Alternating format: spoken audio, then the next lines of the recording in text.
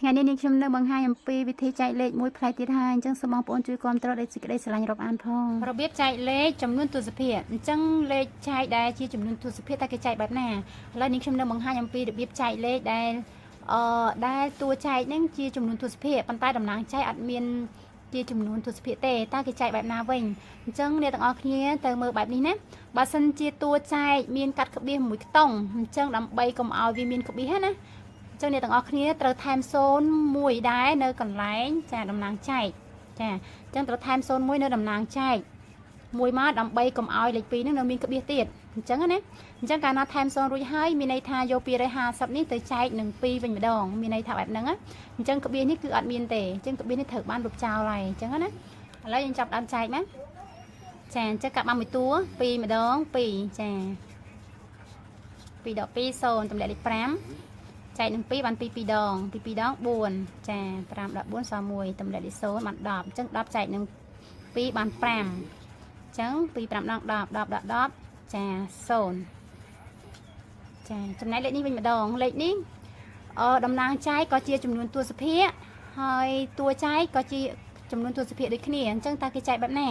អញ្ចឹងដើម្បីឲ្យងាយស្រួលគ្រាន់តែធ្វើបែបនេះទេរំកិលក្បៀសបងប្អូនគឺរំកិលក្បៀសមួយដងមួយតួណាតួចែកទាំងតំណាងចែកមានក្បៀសដូចគ្នាគឺគេធ្វើបែបនេះអញ្ចឹងចាប់ផ្ដើមរំកិលក្បៀសមកម្ដងមួយតួណារំកិលក្បៀសមកកន្លែងលេខ2នេះចាអញ្ចឹងរំកិលមកលេខនេះខាងតួចែកត្រូវរំកិលមួយដែរមានន័យថារំកិលតំណាងចែកមួយរំកិលខាងតួចែកមួយរំកិលខាងតំណាងចែក2ត្រូវរំកិលខាងតួចែក2ដូចគ្នាអញ្ចឹងត្រូវបានរំកិលទៅហើយអញ្ចឹងមានន័យថាក្បៀសខាងមុខនេះត្រូវបានលុបហើយណាបន្ទាប់មកមិញក្បៀសនៅកន្លែងនេះណាក្បៀសនៅកន្លែងនេះអញ្ចឹងនៅក្រៅក្បៀសមួយតួដូចគ្នាទាំងអស់អញ្ចឹងចាប់ដើមរំកិល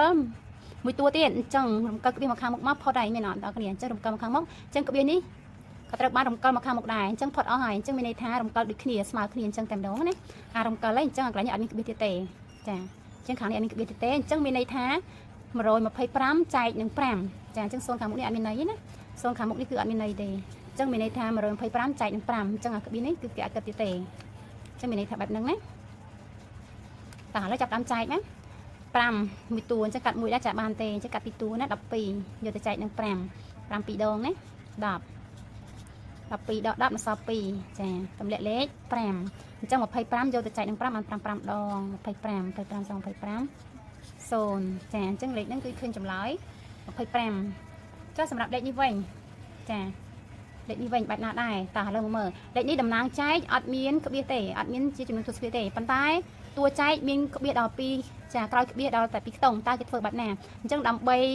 កុំឲ្យមានជាប់ក្បៀសនេះណាអ្នកទាំងអស់គ្នាត្រូវមើលថាចេះតើនៅក្រោយក្បៀសនេះមានប៉ុន្មានតួចាខ្ញុំរាប់ចេះមក1 2អញ្ចឹងនៅក្រោយក្បៀសមាន2តួអញ្ចឹងត្រូវថែមលេខ02នៅខាងតំណាងចែកចាត្រូវថែម02នៅខាងតំណាងចែកដើម្បីត្រូវ2តួដូចគ្នាបន្ទាប់មកក្បៀសនេះត្រូវបានបាត់តែម្ដងចាគឺគេធ្វើបែបហ្នឹងណាបងប្អូនគឺគេធ្វើបែបហ្នឹងចាអ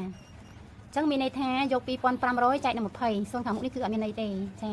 ហើយបន្ទាប់មកចាកាលណាចែកលេខដែលមាន0នៅខាងចុងកន្ទុយបែបនេះណាតំណាងចែកក៏មាន0នៅចុងកន្ទុយតួចែកក៏មាន0នៅចុងកន្ទុយយើងអាចធ្វើចេះបានយើងកាត់0ចេញមួយដូចគ្នាមកចាមានន័យថាយក250ចែកនឹង2អញ្ចឹងងាយស្រួលចែកហើយចែកលឿនជាងណាតាអញ្ចឹងយក2ចែកនឹង2ណាបានម្ដង2ម្ដង2 2ដក2 0ទម្លាក់លេខ5ចែកនឹង2បាន2 2ដង4ចា5ដក4នៅសល់1ទម្លាក់លេខ0បាន10អញ្ចឹង2ប្រមាណដងបាន10 2 5ដងចាអញ្ចឹង2 5ដង10 10 2 10 0ចាអញ្ចឹងចម្លើយឃើញ125ចាចុះចំណែកលេខនេះវិញតើគេធ្វើបែបណាដែរទៅនេះ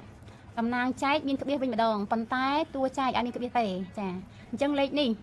គឺអ្នកទាំងអស់គ្នាធ្វើបែបនេះណាគឺចែកធម្មតាហ្មងទៅមិនចាំបាច់រំកិលក្បៀសថែម0ទេគឺចែកធម្មតាសម្រាប់តំណាងចែកដែលមានក្បៀសណាហើយតួចែកអត់ក្បៀសគឺចែកធម្មតាទៅមានន័យថាចេះបើតំណាងចែក2តួអញ្ចឹងកាត់2តួដែរហើយមើលថាបើកាត់2តួនឹងចំក្បៀសនៅចំកណ្ដាលនេះឆ្លងក្បៀសអញ្ចឹងអ្នកទាំងអស់គ្នាត្រូវថែម0កាត់ក្បៀសទៅថែម0កាត់ក្បៀសណាមានន័យថាបែបនេះតបមកមានន័យថាដូចយក25ហ្នឹងទៅចែកនឹង25អញ្ចឹងកាលណាថែម0កាត់ក្បៀសហើយណាកាលណាថែម0កាត់ក្បៀសហើយមានន័យថាដូចយក25ហ្នឹងទៅចែកនឹង5អញ្ចឹងបានម្ដងចា25ម្ដង25ដង25 0គឺមានន័យបែបហ្នឹងចង់បញ្ជាក់ថាមានន័យបែបហ្នឹងតោះបន្ទាប់មកទម្លាក់លេខ5អញ្ចឹង5នេះចែកនឹង25អត់បានទេអញ្ចឹងបាន0ដង0ចា5ដាក់0 15ទម្លាក់លេខ0អញ្ចឹង25បាន25ប្រមាណហ្នឹងបាន50 2ដងបាន50 50 2 50ចា50 2 50 0ចាអញ្ចឹងលេខនេះមិនគេមានក្បៀសណាកុំច្រឡំលុប ចឹងដាក់វិញចឹងមានន័យថាបែបហ្នឹងណាចម្លើយឃើញបែបហ្នឹង0.102ចម្លើយចុះសម្រាប់លេខនេះវិញគឺចែកមិនដែរតាចាប់ផ្ដើមកាត់2តួអញ្ចឹងកាត់2តួអត់តដល់ក្បៀណាយក25ចែកនឹង5ឡើយអត់តដល់ក្បៀអញ្ចឹង5ដងបាន25 5ដងណា25ចាដក25 0បន្ទាប់មកអ្នកទាំងអស់គ្នាចាប់ដើមតម្លាក់លេខ5ហើយមែនអត់ដើម្បីយកទៅចែកកាលណាតម្លាក់លេខ5វាជាប់នឹងក្បៀអញ្ចឹងបើជាប់នឹងក្បៀអ្នកទាំងអស់គ្នាត្រូវកាត់ក្បៀមួយដែរធ្វើកាត់ក្បៀមួយដែរដោយសារតែមុននឹងតម្លាក់លេខ5នោះវានៅជាប់ក្បៀចាអញ្ចឹងយក5ទៅចែកនឹង5ណាបានម្ដង5ម្ដង5 0ចាតម្លាក់លេខ